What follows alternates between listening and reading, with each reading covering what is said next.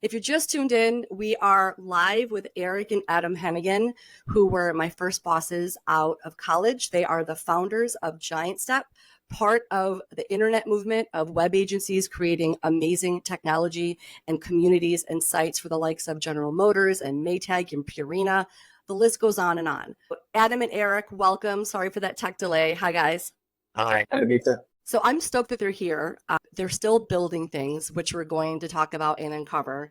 I want them to tell the story of Giant Step to you all, especially to folks who might be younger, who are starting out at a web agency today, and you have no idea as to some of the history of what you're working with today. I discovered Giant Step because I was an advertising major at Western Michigan University, and I was supposed to go to New York to work with Ogilvy and Mather. I received a competitive job to rotate through Ogilvy for a year, all the parts of advertising. But Holly Ronzi, who is a fellow Bronco, reached out and said, there's this company called Giant Step doing internet things in Chicago. We build websites. They're looking for a project coordinator. So I applied. I thought that was interesting because I was doing digital web stuff in Kalamazoo, got the gig, decided to take it and move to Chicago instead of New York. I was supposed to move to Queens. And because of you guys, because of what you built and what you taught me, it was kind of trial by fire in a way. It gave me my love and my passion for digital technology, all of the things. So I want to thank you both for that. It was a crazy ride, and I know we'll go through different stories, especially folks who are watching right now. But let's break down what the heck Giant Step was, because it was a special place, and how you all started it. Right. You're very kind, and I'm going to do a do-over for those who were listening earlier. But yeah, first of all, to your point, it was a great place, great people, great colleagues. It was a special place, a special group of people doing some really cool work. And the way it kind of started, my brother and I give a lot of credit to our father. We were at a very young age. Our father was an architect, very creative guy. He did some really cool stuff. We were born in Aspen, Colorado. And my dad did some really cool stuff. Yeah, did really cool stuff with very cool people in Aspen when they were kind of building an ideal utopia community. He just thought very differently. So I think we were surrounded at an early age by people who were very creative, thought differently. Adam will get into the name of our new company, NoComply, later. But it is a little bit of that idea of think different. The old Apple ad that Steve Jobs narrated. I think the actual televised one was Richard Dreyfuss. If anybody's ever seen that stuff, they go check it out on YouTube. Apple Thinks Different. Steve Jobs actually narrating is my favorite. But so we kind of grew up thinking different, and we thought about technology very differently. We thought about it as a creative tool. And so we also got very into athletics, and that brought both of us to the Midwest. And we went to Big Ten schools. I was a wrestler at Iowa, and my brother ran at Indiana. That's part of our story with Giant Step because I had a very famous wrestling coach. He'd won 15 NCAA championships as a head coach, which is unheard of. To give you an idea, Saban, I believe, is a total of 7. Nick Saban, the Alabama football coach. He also has a very compelling story, and Hollywood had bought his story several times, and he had the rights to it were running out. And I was playing with technology, and so was Adam. In the early days of the Mac, Steve Jobs' whole vision for everything. One of the terms that started to be done on later was multimedia. But prior to that, it was print. So we were doing a lot of graphic design stuff. I was studying film, and all of a sudden multimedia started becoming the thing. And I started playing with it a lot and did some video work around the wrestling team. My coach approached me, when I wanted to be a filmmaker, and asked me if I wanted to make a movie about it. Adam and I were really going deep down this whole multimedia stuff. And we went to Macworld in Boston. And by the way, interject at any point, Adam, if this all sounds about right. But at Macworld, we were really motivated. I'm sure people have heard the name Guy Kawasaki. And what was interesting about him, when he was at Apple and brought on, they didn't call it sales. His title on his cards was evangelist. He didn't look at it as actually selling something. He was going to evangelize people into believing in this different concept with the Mac and everything. And that really, he had a book called Selling the Dream. He was pitching at Macworld, and we loved it. And it was all about these 9 different companies, these different brands that had thought differently and evangelized their products. And I don't remember all the products, but I remember some was buy and shop, where part of your job that you also had to do work on the community, the Mazda Miata. There was all kind of interesting stories. It wasn't just about selling product, but there was a whole idea behind it, a whole concept behind it. So we totally bought hook, line, and sinker on it, and also saw the first ever video editing tool on a Mac. And back then you couldn't digitize video. It was just way too big. There was no way to even play video back on a computer. The first people to do it was Apple that came up with QuickTime. We saw this video editing suite and decided we'd take a shot at it and talk to my coach and investing into this company, Giant Step Productions. And we did the first video ever edited on a Mac. And it was crazy back then. It took control of video decks. So you couldn't digitize video. So you did your timeline like you would on your iPhone now. I mean, it's unbelievable. This Instagram video editor is better than this video editing tool we had. I mean, I think the whole setup back then was a lot of money. It's 1990, and we spent around $175,000. I think we kept adding to it. It was a lot of money for two guys coming out of college who started this company. So we started in Iowa City. The idea was to do this video on Coach Gable, and then we were so into this concept of interactive. And back then, there's things like hypercards, they were called, which is very like the early days of HTML on a website. Oh my goodness, that's going so far back. Yeah, it's like a slideshow. The last thing we did. So it was like a link to a link to a link. And we had the most powerful Mac at the time, which I'm sure people don't even know the name. It was called a Quadra. It was like this huge tower. And we had the biggest hard drive you could buy. It was a gigabyte. And a gigabyte back then cost $7,000. I mean, it's crazy that I have 500 gigabytes in my hand right here. And there's a drive back then was $7,000 just for a gigabyte of space. So anyway, totally going way down the rabbit hole, but that's where the concept started. And we started working with clients around the state of Iowa, and people that Coach Gable also, he never really made connections, but he had connections to people. He's obviously well known. We had like John Deere, Bandag, which is tire retread. It sounds crazy, but I remember when Bill Gates passed, the founder of Bandag's wife on the billionaire list. So it's no joke that tire retread made a lot of money. So we had those amazing clients, and we found some really cool people that were into it like we were, who were kind of stuck out in Iowa in these smaller companies, but had a real passion for this. There's something to be said about that when you're totally isolated and are totally focused on doing these things. Yeah, maybe a John Deere tractor in Texas took a role, but take it, and we had one that they sent off to Utah to have every piece of it turned into a 3D model. And so we created like a CD-ROM kiosk thing where you could tear the tractor apart piece by piece. So you could train farmers on what these things did. And the people who don't know about farming, these tractors are unbelievable. There's farmers doing business from inside the tractor while they're farming. Especially back then, farmers were smaller. So then you have this mentor, this man believing in you guys and helping you get this idea off the ground. Well, I don't think he had any idea what we were doing. But he still gave you like a assistance in terms of like believing in something. He believed in his story, and he believed in telling that story. He had no idea what we were talking about. We said, we can tell your story. We're going to use this technology. He goes, okay, I trust you. And so he actually, but that's huge. Yeah, he actually put a lot of trust in us. But he had no idea. To this day, I don't think he has an idea. He's got a better idea. I've heard him talk about it online. I did a podcast with him. But yeah, he was a great second father to me. And he believed in us enough to put up quite a bit of money as a loan. And we, paid it back pretty quickly within a few years. It was very successful. But we had all these clients, and we started building a portfolio of interactive work. And you got to understand, back then, there's no web. The web doesn't exist. Right. There's it didn't. People out there creating a browser, but we're into this thing of interactivity. What's that going to look like? And so we started doing CD-ROMs. We started doing kiosks. We started playing around with AOL. And we started getting clients all the way from Iowa City, which is where we started the company. Suddenly, we were getting clients in Silicon Valley. And so we had a portfolio of work. And so we moved here in 1994, New Year's Eve of 1994, actually the actual eve. And moved to Chicago from Iowa City. Chicago. So our first lease started on January 1st of 1994. And it was our home and our offices. And we had a portfolio of pretty incredible work that we could show people. So all of a sudden, the right way of thinking, you can go look this up. It's considered one of the famous speeches now that a lot of people still know about, unless you're kind of in the know.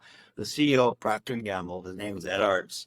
He gave this amazing speech in 94 at 4A's conference, and he told all these chief marketing officers of all these brands and all these CEOs and everything, and all the CEOs of all the agencies. He said, in the future, we're going to spend out of every dollar, a majority of it's going to go to digital advertising. And everybody's like, what the hell is he talking? Again, there's no web. Everybody's like, and you're talking about interactive TV. The cable companies were supposed to do all of this. And it was just insane, but it scared the hell out of these agencies. Like, what the hell is he talking about? What is digital? They were just doing TV and print and just confused. And so they came back to home base and started being, overly concerned. At that point, we'd moved to Chicago, and in that year, had gotten a lot of work through the agencies, and it kind of came to us through the back door of companies. So companies were taking on projects. So a good example, you remember with Pizza in the LJSF days, somebody maybe been part of responsible for hiring you was Sue Rockoff. Yes. Sue was one of Yes. the first clients in Chicago. She worked for our Downey, a smaller company. And this is how crazy it was. Like, I opened up Business Week one time with a 2-page ad on multimedia and interactive. And it was from R. Donnelly, and I called the 800 number, and they said, "What are you talking about?" And I said, "Well, there's a 2-page ad here. It says you guys do this. I just wanted to pretend to be a client." Stop it. I love it. I don't know what you're talking about. And it took forever to finally dig deep, and I kept calling lots of people, getting different deals. This 800 number didn't link to anything. And I finally got a hold of this company they own called Mobium, and that's where Sue Rockoff worked. And they had a job that they didn't have the ability to do. And so they farmed it out to us. So there was a lot of people farming stuff out to us, including at Leo Burnett. And when they several jobs, I mean, including the R. Donnelly annual report on CD-ROM. So we not only got the work that they had from clients, but we also were able to do their annual report on CD-ROM, which was pretty remarkable. And Eric, that's a big deal because, again, this is part of what I do these chats is to also not just go down memory lane, which selfishly is great for me because I get to see old friends and colleagues, but to help people with, their own startup or their own idea. You literally went with a 2-page spread of the magazine. I'm just going to ring a ding ding and call them up myself and do some intel. It still works. I don't know if a lot. It's still. Yeah, I don't think a lot of people do that anymore, though. I'm not trying to be old school, but I don't think people realize that just ring and ding ding, hi, could actually work. It's the only way it works. Adam, you have a story, Steve Jobs, about that. No, I'm sure we've all heard this story, but it's a story that Steve Jobs tells about us. Asking, if you don't ask, you're not going to get a yes. And the idea is that he was a kid and living in Silicon Valley and picked up the phone book, looked at I think it was either Hewlett or Packard in the phone book, found them, called them up and asked, and he got a yes. So he was doing a project for school and he asked them for some help. Not only did he say yes, but then he got a summer job working at Hewlett Packard. And the story obviously is that you have to ask, right? If you don't ask, you're not going to get. Didn't he almost even say yes. that, "Come over to my house, Adam, and I'll help you with your No, he did. project"? He had him come over and found all the parts that he wanted, and then lo and behold, that summer he had a job working at Hewlett Packard. So yeah, I think you just have to ask, and I think that's really the story that Eric's telling, is that pick up the phone and ask. That's still the case. So- and that's still what we do. Even right now, we're in the midst of doing that right now with the startup. I mean, asking my coach for that money was no joke. He's very frugal with his money now. And I remember when I signed the deal, we were in his cabin fishing, whatever. And his father said, as we're signing, he goes, "Oh, I know for that kind of money, if anybody was screwing me, I'd come after him with my shotgun." And I got the message loud and clear. But I mean, that's just a different way of thinking about things. So I came to you guys in 1998. So that's when I joined. And let's talk pre that time, because when I joined Giant Step, it was already bustling. It was just, I remember coming in with, what is this? So you talked about doing a lot of work for agencies and partnering and taking on the extra work they couldn't do. Some people might call things vaporware, where an agency says they can do something, but they can't, but they have, someone to help them do that. Then you started getting your own. It was beyond that. They took on jobs. They didn't even understand what they took on or how to do it. Wow. So just to get back to the early days, so when they got in this panic from the speech at Arts Cave, there was we've got to give her a shout out, because she is all credit. Her name is Flynn Dallas. And Flynn was head of creative recruiting at Burnett. And so she's huge in her story. Doesn't get enough credit. And We never heard this name until today. yeah, I don't think most people have ever asked like that. She was, so, I mean, just, one of the people that was doing these jobs and everything that we met early on, and very briefly, he was an account person. At Burnett, there was no Macintosh in the agency. This is 1994. Really? Yeah, no Macintosh in the building. They'll have done in the Burnett part of the building. Upstairs, the way they made money, they had a studio called Caps. It was doing all the Gaps. stuff. And so if you were an I remember art Gaps. director, if you were an art director and you wanted to use Illustrator or Photoshop, You went and hired one of the creative people up at CAPS. You stood over their shoulder and directed them, and then they're the ones who use the Mac. So when we wanted to go show our work, for example, the way that it happened is we got some of these jobs and we sent through the back door. Burnett was basically like, what the hell is that arts guy talking about? And who do we have that has a computer? So they found an art director that had a computer at home. His name was Ward Mulroy, who was the art director on all the stuff we did for Burnett through the back door. And then they needed an account person. The only account person they knew had a computer at home and had one on his desk was Rashad Tabakawala. And Wow. that's how those guys got the jobs, because they own computers. And that's how they ended up the interactive people. That's how we Did know. not notice. And not a lot of people know, but nobody's ever asked. You're asking.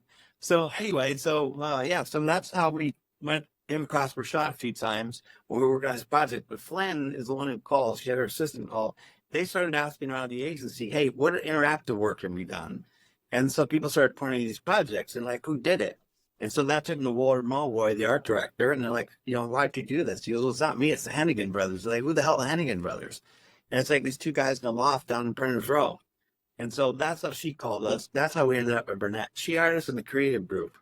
And that's when we started running across Rashad, who was having a hit at client service group doing interactive marketing stuff. And that's what Colin got hired into. I said earlier, society you worked with when you first came to Giant Step. Yep, he was my day-to-day boss. Yeah. And so anyway, so that is how the start of it. And then when we got in there, they hired us as creative consultants to help the creatives understand this world.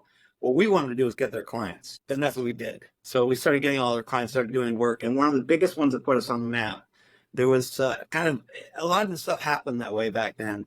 It was kind of like, let's do some experimental spending.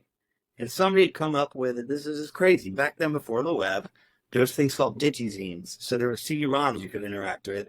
Because we define, this is actually pretty critical because it still today stands. The definition of interactive marketing back then was two-way, this is our definition of it.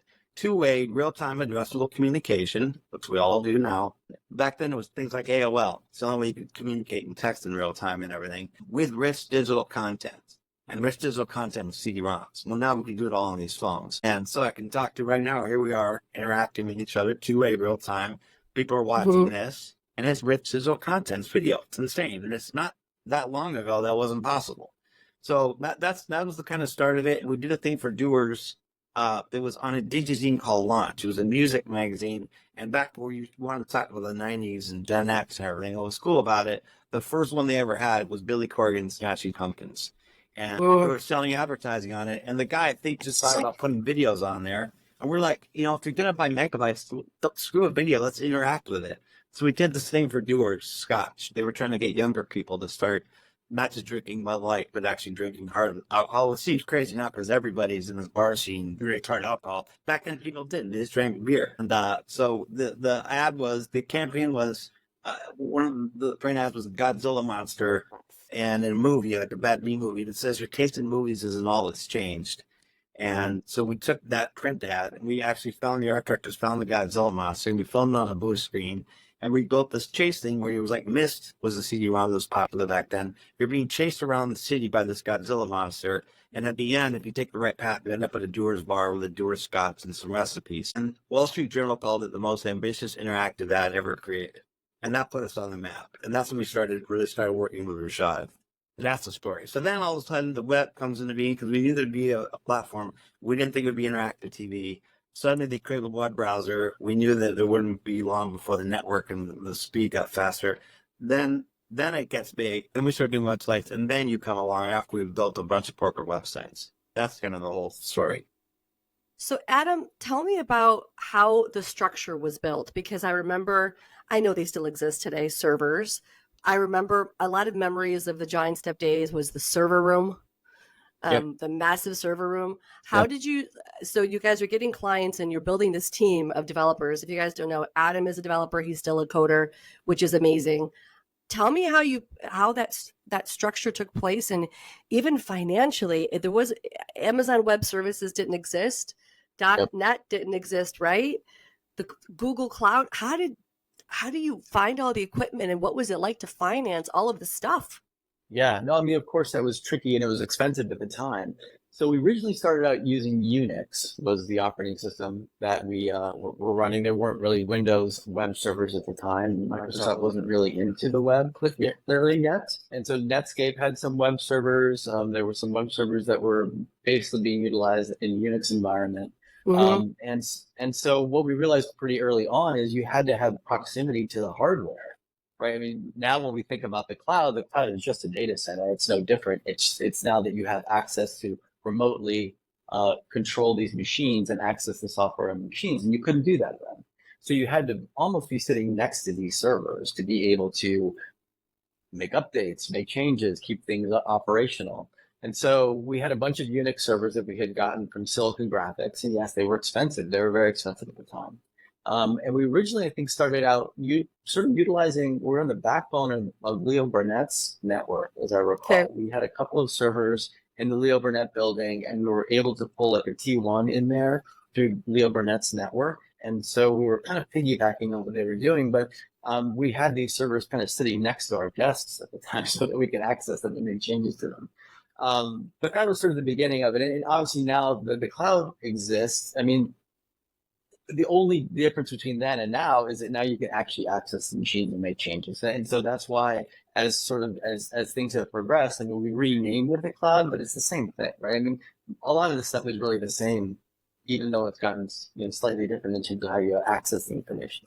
Over time, we built bigger and bigger data centers. As you recall, in Greektown, we had sort of a smaller closet there that was, had all the tier one sort of capabilities. It had an air conditioner and had be able to fall back on the network and fall back obviously on the power and all of that, but it got more and more expensive and bigger over time. And it was these guys had like United Airlines and stuff on there. I mean, it wasn't pretty big companies keep going out. Yeah, so because I know I gave a list of some of the highlight clients when we started, but at some point, I'd love for you guys to rattle off client names and stuff that you built that we worked on. I'll let Adam keep going and I'll do that for you. Yeah, we'll go back to that. So over time, as the requirements grew and as obviously this became more mission critical, it got more expensive and the server rooms got bigger and there was more redundancy, and we ended up having commons generators in the basement, and we had a deal to get fuel. For some reason, we weren't able to keep the power running. We would there's a tier of priority around sort of getting fuel in those situations. So like hospitals get fuel first, and then data centers, and so it was a lot of complexity to it. And a lot of times there's just a lot of silly things too. So for example, we worked with United Airlines we were just talking about, and they have a Mileage Plus database. And at the time it sat on a mainframe, right? So we weren't going to connect the mainframe to the internet.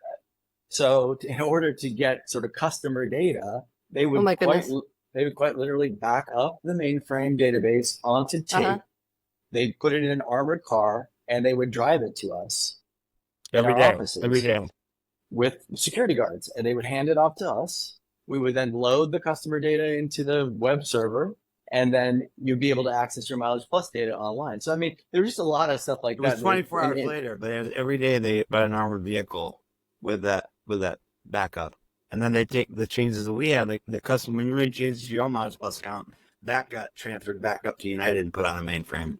Yeah, so if you changed your address or something, we would have to then take that record, give it back to United. They would then take it back to their system, and then you get in the mail, change to your address, something like that. So just a lot of pretty remarkable stuff. I had no idea that was happening either. This is great for me because I had no clue. Okay. There's a lot of stuff. You have a lot of crazy stuff. That's what I wish we had 3 hours. So, okay, that's United. But I also want to talk about talent. So, the early days of coding, I mean, I'm not a devious coder by any means. I know enough to kind of get by. But how was it like for you guys to find developers to build things? How was that? Adam's the one to answer that, but I'm also going to sell him short. You mentioned earlier he's a coder. What's interesting about him, and he's given a couple, but this is very true. I've been doing this for a long time, along with Adam, obviously, but I've met very few people. Steve Jobs, what he was so good at was understanding the creative side and the technology side, and that was what made Apple so special, the crossroads. Adam's one of those people too, but the difference that Steve Jobs didn't actually necessarily do this stuff. Adam's one of the best coders we've ever had, and one of the best designers we've ever had. And to have that kind of brain that can do both is kind of remarkable. And I haven't run it across hardly anybody I've ever met in my life that does that. So having said that, he oversaw all of the developers, which is code and creative. Adam. Yeah, no, at the time, I think the thing that we learned is that, and this became sort of part of the whole culture was you talked about Holly Ronzi finding you, and we found that people have friends, and the friends tend to share similar interests, and they tend to have the same values, and so that was one of the ways that we found a lot of people, right? I have a friend who is passionate about development, and let's bring them in for an interview, and oftentimes those are by far the best hires.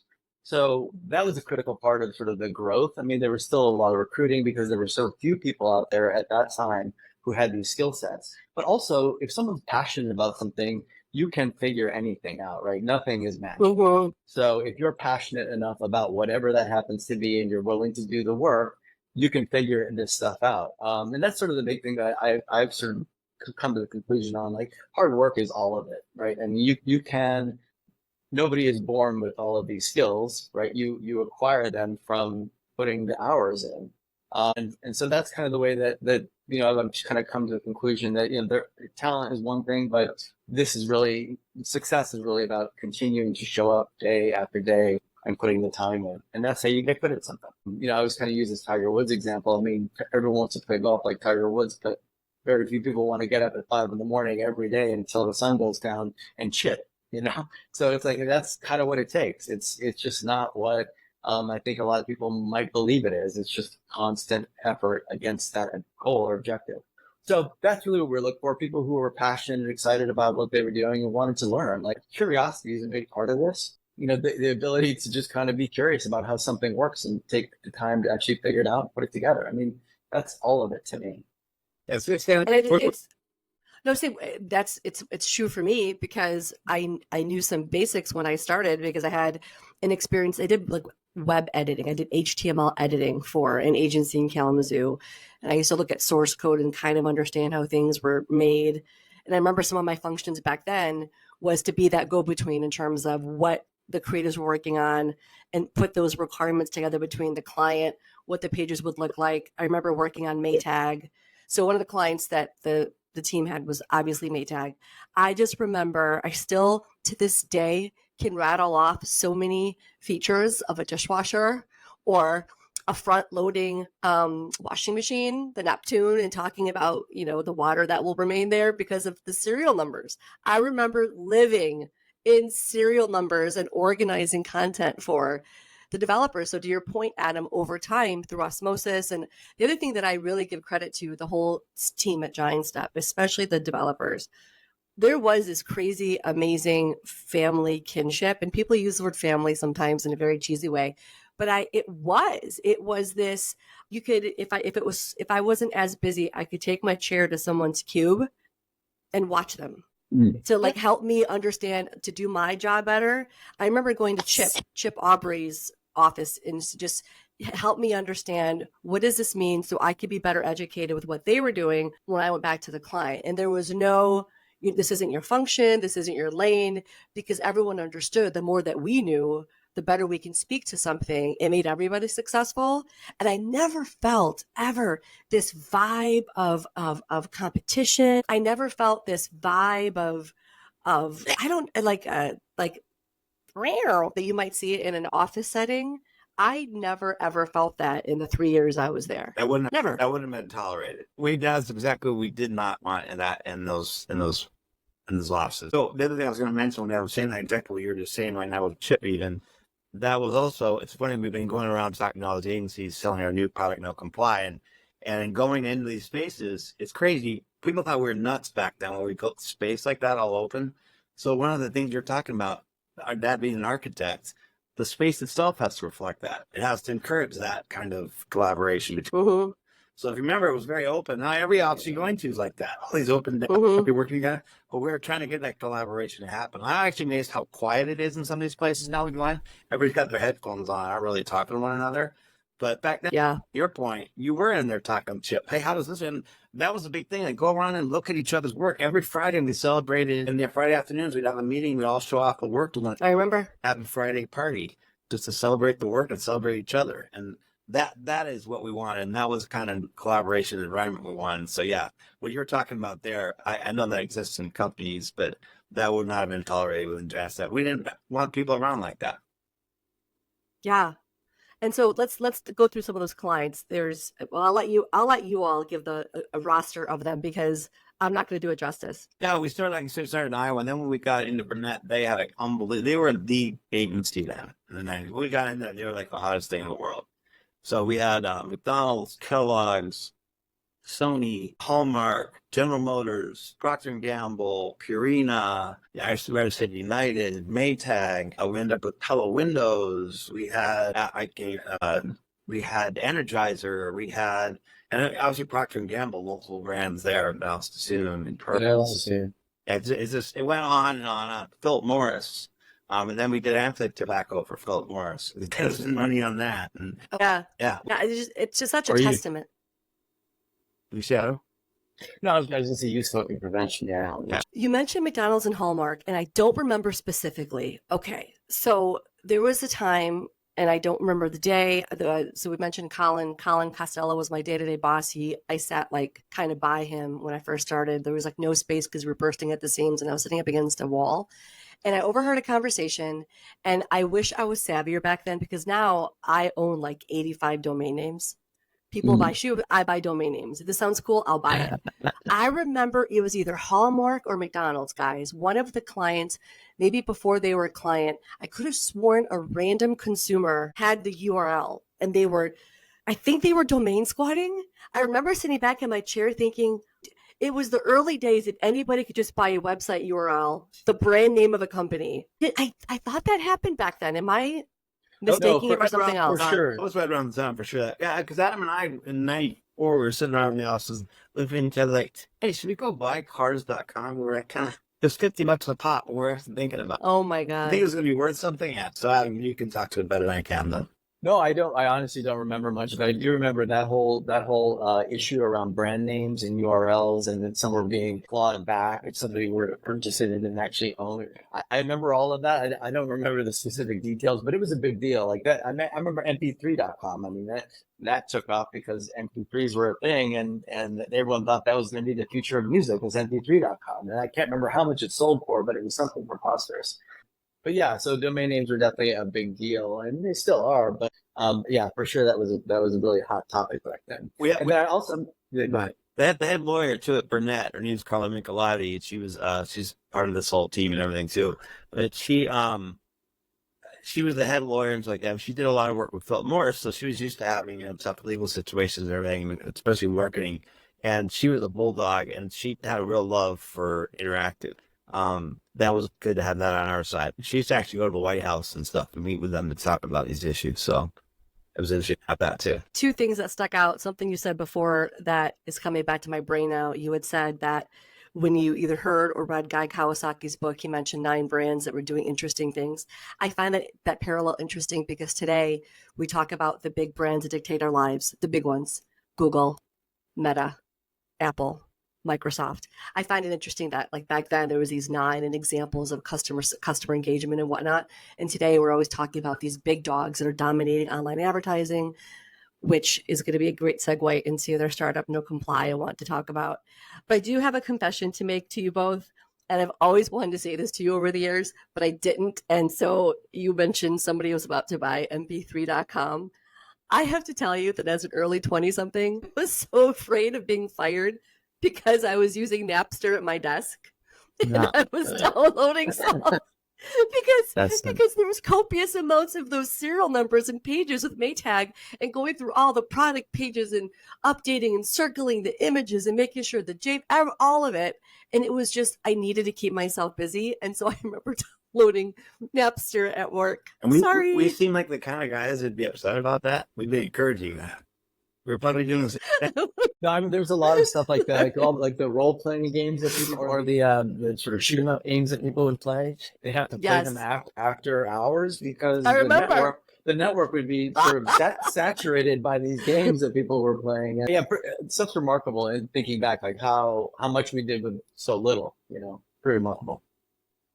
Okay, that's a good theme here. I want to talk about that, and we're going to go into what I want to talk about now is NoComply.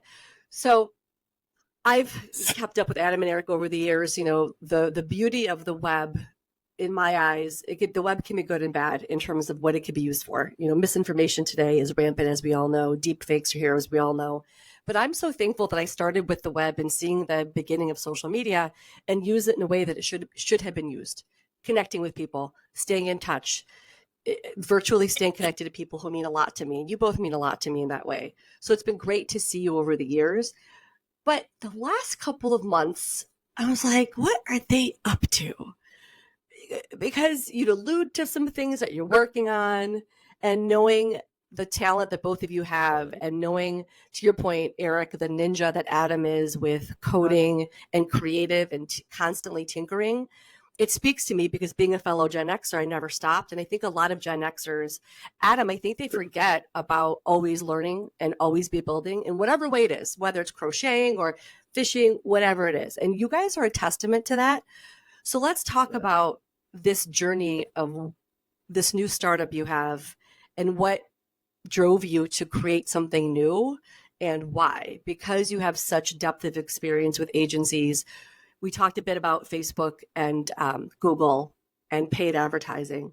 What can you share about this new concept you're building and why you put it together? I'm going to hand this over to Adam, but I'm going to make two quick things. But the one thing that's always been true about you since we met you, is probably what got you in the doors there too, is you're passionate for this. And you've always demonstrated that. The way you're describing it, the way you're talking about it right now. And that's huge, right? And we need more of that. So a lot of passion for all of this. And number two, what's crazy, and I was going to talk about what we're doing, but this is having this epiphany for some reason in the last 12 hours based on the pitch last night, and talking to somebody this morning who's going to be a potential client. We've been doing this, and it just occurred to me recently, we've been doing this over 30 years. And I didn't really think about it that way. But what's insane, we've been over 30 years and we're still back at square one. We still haven't cracked the nut on what it is that the promise of this. And with that, I'm handing over to Adam. Yeah, so just a little bit about the name NoComply, and that sort of speaks a little bit to what this is. NoComply is actually a skateboard trick. And so of course it is. Yeah, so that sort of starts That's it off. What I love. The naming conventions with these guys is fantastic. So there's a sort of a subversive shine to this whole thing, a little bit of that aspect of it. Also, it's not dissimilar to sort of thinking different, but there's more sort of action oriented. So when we really think about, being different, we also want to be acting that way. It's not just thinking differently. And so that aspect of it is interesting to us as well. And the idea again that, that the status quo isn't okay for us, that we really want to do something better and more. And so that kind of comes to the space, which is advertising, which we know so well. Eric's described, we've been doing this for 30 years. And it's also going back to the conversation you had a few minutes ago about sort of compartmentalization of, or specialization of certain skills that go into advertising. There's been a lot of that, and sort of these walls have been built where people don't look on the other side of the wall. How does that work? And how can I affect or make that better? How does that over there work? And how can I affect and make that better? So the idea that these walls have been built that are sort of artificial around marketing and advertising have created a lot of complexity. And so people don't really, in our estimation, don't really see the whole picture as often as they probably should. And so NoComply is really focusing on a particular aspect of the marketing funnel.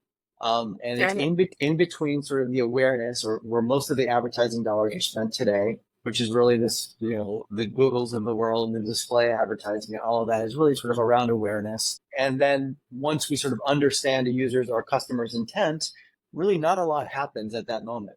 So NoComply sits in between ads and the transaction. And it happens at the point of purchase, and it's an extension of the ads that you're running out on the open web. So if you think about sort of the idea of attracting somebody through an ad, they click on the ad and they end up in an environment where they are likely to purchase, that's the moment to matter. And so we hear, for example, Google using this idea of like the moment to matter, and they're pretty close to it. The idea that somebody is typing into a box exactly what they're looking for, and you've understood their intent, that's pretty close to the moment to matter, but they're in an environment where they can't do anything about it, right? They have to send them somewhere else in order for that customer to convert. And that's where there's a lot of friction. And there's a disconnect between the ad you saw and the experience that you're having oftentimes. When you click on an ad, you get, hey, give us your email, 20% off, give us this, give us that. Do you want to pop up? Those are Yeah. those are all obstacles in accomplishing the intent. And again, I think it's another example of where there are competing interests when you land, for example, in a store, right? There are different groups with different objectives, and some are trying to get your email so they can target you with email later. Some are trying to get you to accept the cookies. Some are trying to get so they all have sort of these competing interests, and not all of those, and probably none of them are in the interest of the customer who's arrived and explicitly has told you why they're there. So we think about this in sort of the real world. If you walk into a store, you walk into a salesperson saying, here to buy Cuisinart, and they just ignore you, that's sort of the experience online today. So the idea is that when you qualified somebody by showing them an ad, they've taken some action like clicking on the ad and have ended up in your store, that's the moment to matter. And that's currently an $800 billion business annually. So here's a devil's advocate question. So here's the issue. Do we think it's okay? So Jane Doe is I've got cherries on my shirt. Jane Doe is looking for a cherry shirt. I'm Jane Doe. Go to Google. I need a cherry shirt. Bloop, click. I get 3 sponsored ads. I get a couple product review ads. Boom. I get an SEO result from I don't know, Vogue. If you go that far. If I go that far, I click. I go over. Would you then say that, from advertising aside, do you think that in general that these landing pages and these sites just aren't optimized for commerce? Are these brands and are these retailers creating suboptimal online experiences for consumers? Do you think that's part of it, or do you think it's a combination of that user experience with the ad not working properly together? It's all of it, and all of that is friction, right? So the interesting metric for us is that conversion in these stores tends to be around 1%.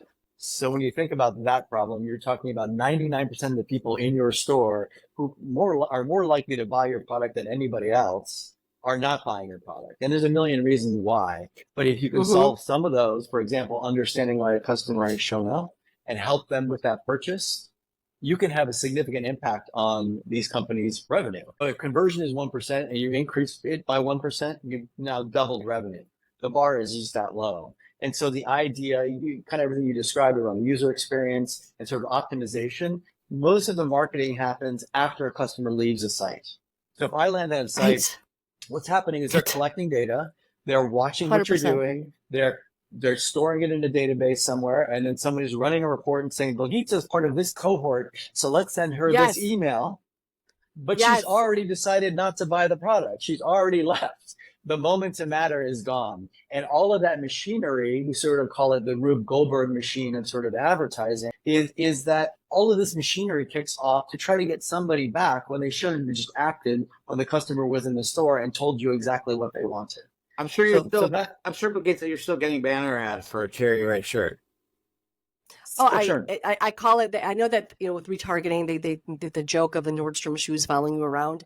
As a marketer, I respect. I do a little side eye. That's nice. They got me. Kudos to the team who's retargeting and doing that Klaviyo email that comes through, or the pop-ups with one of these companies that don't, before you leave, get 10% off the cherry shirt. It's not but of course, what I might do, it's not even before you leave. It's like, hey, Eric, I missed that. Before I even show you this shirt, it's not even when you leave. Adam, can you hear him? I can hear him, yeah. Oh, wait, guys. It's my audio. Oh. Hold on. My audio just tuned out, so let me get rid of my buds. We can hear you, just so you know. Can you hear me now? We can hear you. Yes. We've always been able to hear you. I can't hear you. There we go. It's back. Okay. Sorry, guys. All right. My earbuds died. Yeah, so I'm still getting those ads. Yeah, you also mentioned before you leave, give us your email. That's not what's happening. It's before you even come into the store, give us your email. It's before you even come into the store, give us your email. Yeah. Now we have an echo. There's an echo? Hold on, guys. For me, maybe not. Maybe not. Adam, is there an echo for you? Yeah, I do hear it. Like it. You like the echo? That's great. Well, the echo is not. Where did I put my earbuds? I just took them off. But keep talking because here we go. I'm going to shut these off. But they're following me around everywhere. But what you're saying is there's some type of technology. You're wearing the cherry shirt. Right. That's a waste of money. It is. You're wearing the shirt right. You've been wearing it for the last 2 months. Why am I supposed to put that ad? Somebody's paying for that. To Eric's point, one thing I'll add before you go, Adam, is I'm often curious why there isn't, I call it the digital statute of limitations when it comes to how many ads I'm going to get about the cherry shirt after I have it on. To your point, Eric. They don't know. What's that? I was always LOLing with, why doesn't that exist? Why doesn't the IAB put something together with, you guys looked for a black shirt, you bought one, and it's still following you? So I do think that's funny that you still get the creative. IAB's part of it. True. I know. And it's also bad for consumers. It's bad for brands and bad for consumers. Right? That shirt going to cost much more than it should because of all of that machinery that's kicking off that's $800 billion a year. And now you're building the thing to fix it. Well, you built it. Yeah. So there's a lot of complexity. That echoes a lot for me. I wonder how we can stop that. I can put, the buds are off. So my buds are completely off. They're not even on. I've seen you have other headphones too. Let me try the buds again. Hold on. Let me see if the buds will come back into play. How's that? Yeah, perfect. You fixed it. Okay. Oh my gosh. It could have been I'm sorry guys, it could have been a minor Bluetooth thing. Sorry. No, that's okay. Bluetooth got lost. We're back in business. And so the cost of that shirt is increased, right? It hurts brands, it hurts consumers. If we can just be there in that moment where it's important to be there. And so there's a lot of ways that we're doing that, but mostly just simplifying that problem and not only seeing the problem, but simplifying it. So what we have is technology that sits in that moment. It acts in real time, and it's utilizing the existing ecosystem. So we're not having media companies do something new. They're just doing exactly what they do today, but we're leveraging that information in real time to create relevant experiences as customers land on these sites. So instead of saying, hey, we're going to watch you until you leave, and then we're going to send you an email to come back for 20%, we're going to try to get you to buy while you're in the store. And what's important about that is you're going to get the email anyway.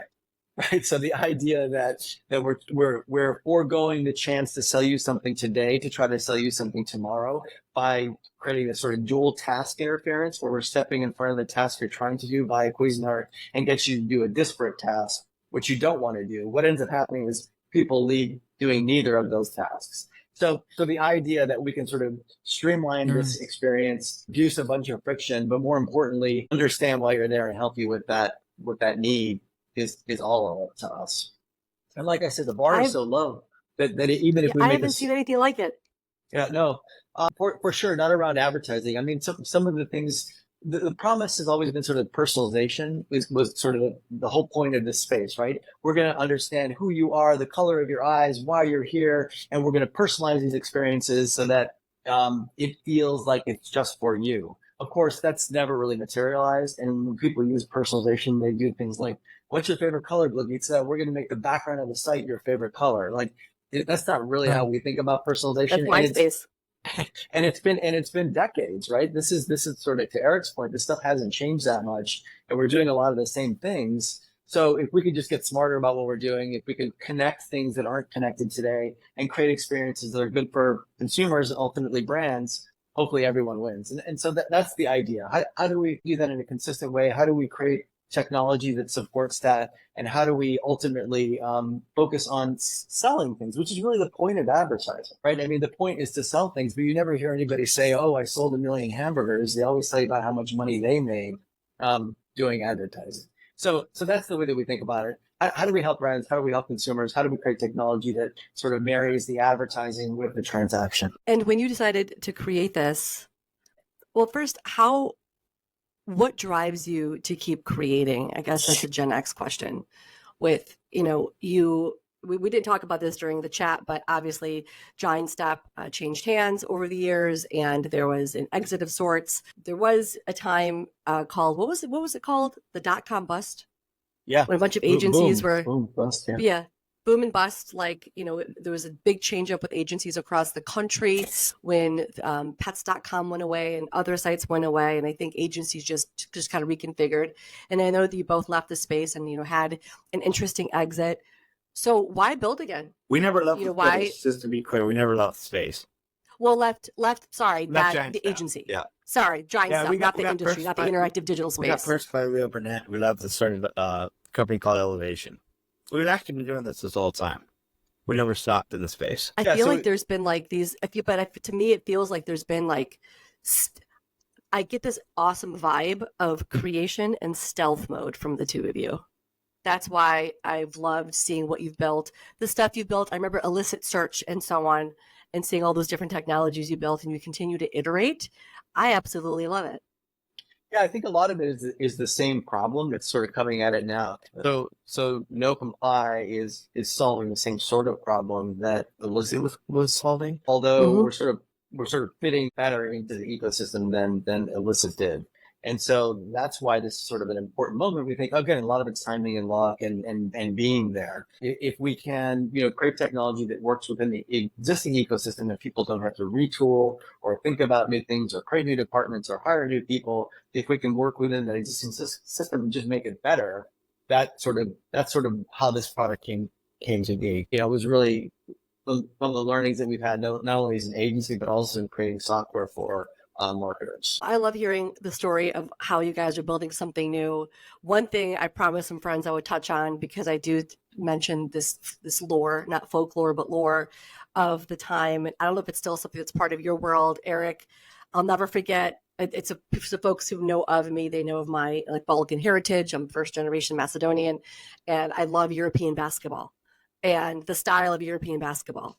And it was a rainy day, and I was on Oak Street, and I was walking to Michigan Avenue, and then there's Eric Heneghan with a bunch of these tall, good-looking men who happen to be basketball players from overseas. So, Eric, I've always just been so intrigued. Why? Because you're a wrestler, Iowa, wrestle, and then your love of basketball. I know that you guys had season tickets to the Bulls back in the day, right? Didn't you guys have season tickets to the Bulls? Adam even signed up sitting courtside for a while and couldn't get Adam to go. He's not into sports like that at all. He was a big runner and into individual. He likes the Tour de France and stuff like that. But well, yeah, for some reason, not for some reason, I know exactly. Well, we were starting Giant Step as a wrestler, and being at University of Iowa was all Chicago kids. I was there for Jordan showing up. I love college sports, so I did love college basketball and everything. And so Jordan's similar in age, and he showed up in Chicago, and then we came around the same time.